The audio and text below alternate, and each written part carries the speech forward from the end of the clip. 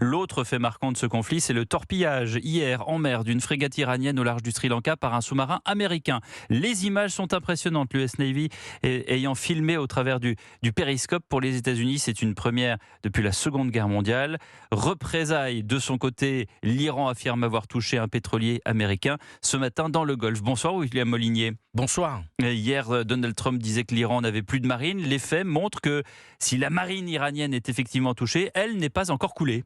Effectivement, ce navire torpillé au large du Sri Lanka est présenté comme une pièce maîtresse de la marine iranienne. Il était entré en service récemment, il y a 5 ans, doté d'un arsenal de missiles anti-navires et anti-aériens, composante essentielle certes, mais pas exclusive. D'autres navires ont été coulés par les Américains. Alors oui, la marine iranienne a été endommagée, mais elle reste encore active. En tout cas, elle en a les moyens, puisqu'avant le déclenchement des hostilités, Téhéran disposait d'environ 150 navires, en comptant ceux des gardiens de la Révolution, et en plus d'au moins une vingtaine de mini-sous-marins et d'une trentaine de patrouilleurs d'attaque, de quoi perturber aujourd'hui encore le trafic maritime dans le détroit d'Ormuz, y compris de façon asymétrique, avec des petites embarcations de type hors-bord, chargées en explosifs, fabriqués à moindre coût, et qui constitueraient pour les navires commerciaux une menace au moins équivalente à celle d'une torpille. Merci William Molinier du service police-justice d'Europe.